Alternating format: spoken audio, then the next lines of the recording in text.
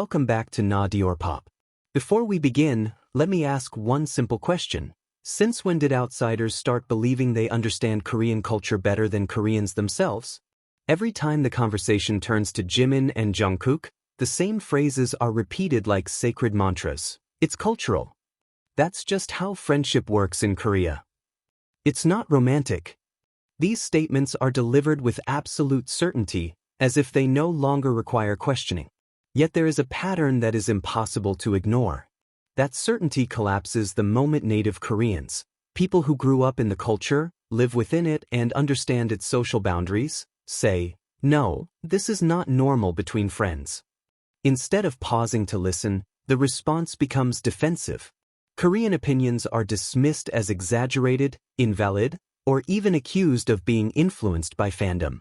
And that leads to an unavoidable question. Why is culture respected only when it supports a preferred narrative, but discarded the moment it challenges personal comfort? Today, we are not here to speculate. We are not here to assign labels. We are here to examine patterns, facts, and contradictions, and to understand why the argument, "it's just culture," is far less simple than it is often presented. Because this is not about a single disagreement. This is a long-standing pattern within fandom spaces. A pattern where non-Koreans, who did not grow up in Korea, do not live within its social norms, and have not experienced its relationship dynamics firsthand, feel confident enough to explain how Korean friendships are supposed to function. More than that, this cultural argument is frequently weaponized to invalidate any interpretation of Jimin and Jungkook that does not align with a specific narrative. What's especially telling is how selectively this argument is applied. Not to every member. Not to every interaction. Not to every form of closeness within the group. It appears, consistently, only when Jimin and Jungkook are discussed. That fact alone speaks volumes. If this behavior were truly common, ordinary, and representative of all friendships in Korea, we would see the same pattern with the same intensity and consistency across other relationships. But we don't. This isn't about fan preference. It's about basic observation. Jungkook does not treat everyone the way he treats Jimin. Not with the same frequency. Not with the same intensity. Not with the same touch. Not with the same gentleness. And those differences matter. We are not talking about an idol who is simply affectionate in general. We are talking about a dynamic that is specific, consistent, and unmistakable. Let's talk about concrete actions, because this is where the cultural argument begins to lose its footing. Jungkook feeds Jimin. He watches him quietly but constantly. He cares for him through small, tender gestures, touches that are careful, deliberate, and attentive. Not rough. Not excessive. Not performed for the camera. What we see instead is intimacy that flows naturally. Attention that appears even in moments when others seem unaware. This is not coincidence. It's not an empty reflex. It's emotional attentiveness. And yet, some still insist that all of this is completely normal within Korean friendship. But Koreans themselves have repeatedly explained that while physical contact does exist between friends, constant and intimate expressions that cross personal boundaries are not typical. Certain gestures, especially gentle stroking and prolonged closeness, are far more commonly associated with romantic relationships. The clearest example is the ear incident. Jungkook sucking on Jimin's ear is not something that can be casually dismissed as friends joking around.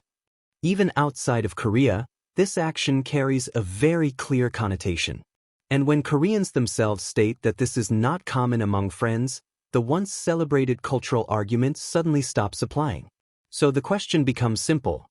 What is actually being believed, culture, or the narrative that feels safest? This is also not about one isolated moment taken out of context. It's about accumulation. These actions repeat over time. They don't disappear. They aren't confined to a single era. They don't feel awkward or forced. On the contrary, they appear automatic, natural, almost effortless. Even some Korean YouTubers, who are not part of international fandom spaces, have pointed out that Jimin and Jungkook's dynamic resembles that of an established couple. Not because of exaggeration, but because of how naturally their care, closeness, and mutual trust present themselves. The kind of relationship that doesn't need to be displayed because it already exists. What truly unsettles some people is not the fact that Jimin and Jungkook are close, that has long been accepted. What feels uncomfortable is acknowledging that this closeness does not fully fit into the category of just friends, even by the cultural standards they claim to defend. And let's clarify one important point. No one has ever said that Koreans have confirmed Jimin and Jungkook as a couple. That has never happened. What has been said is something far more specific and culturally significant, that their behavior is not normal among friends in Korea. Not common. Not typical. Not something seen every day. When Koreans speak about their own culture, their words carry weight. This isn't fan theory, it's the perspective of people who understand unspoken social boundaries. That's why it feels so absurd, and frankly embarrassing, to watch foreign fans argue with Koreans about how Korean culture actually works. In the end, the issue isn't a lack of information or cultural ignorance. It's denial. Denial of the fact that Jimin and Jungkook behave intimately and flirtatiously with each other, and that their bond resists being forced into the category of ordinary friendship. Regardless of labels, one thing is undeniable: the Jikook dynamic is special, visible, consistent, natural. And when something that clear is repeatedly rejected, what appears unstable isn't reality, but the refusal to accept it. Because Jimin and Jungkook are not trying to prove anything. They aren't playing roles. They are simply being themselves with each other. And sometimes, the most genuine relationships are the ones never announced. Because bodies, attention, and actions speak far louder than words. Thank you for watching Diorpop. If you believe that honest observation is always worth discussing, don't forget to like, subscribe, and share your thoughts in the comments, with an open mind and without prejudice. See you in